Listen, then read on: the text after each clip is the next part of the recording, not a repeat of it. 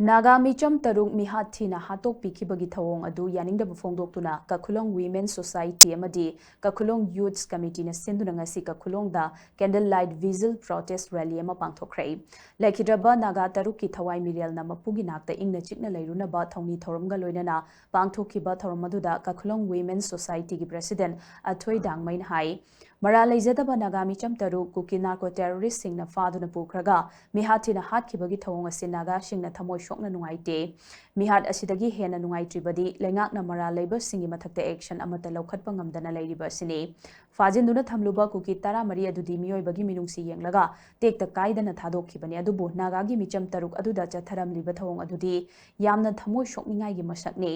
lengakna furup ama themna bahotna bada chatharakliba anemba thaki politics asi yaningde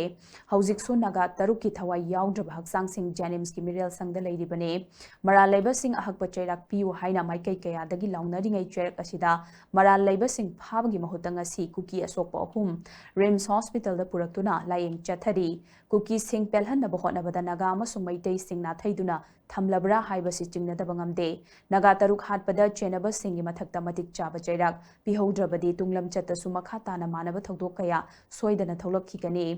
mi hatpada chenariba singi mathakta matik chaba action athubada laukhatpiu ngamloidaba oiragana chawkri konduna leibagi mahutta nakhai ama senghanbiro haina sumahangna makhata na pendaba phongdokhi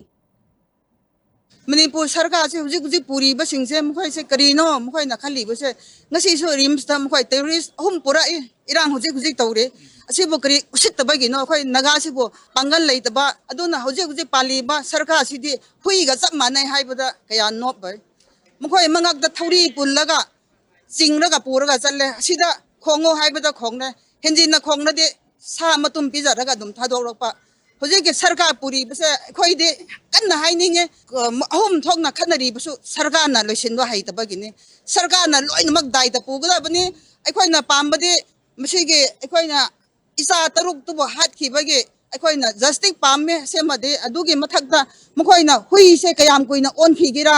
mina sida khongo haibada khongruba thauri do jingraga muka tokthokpa asi oiradi mukhoi phamji thadokpana phai mukhoina phamniba chauki se Kaman numda thamba TV yang ngai thamba chauki na te hai bu side khoi seng na hai ninge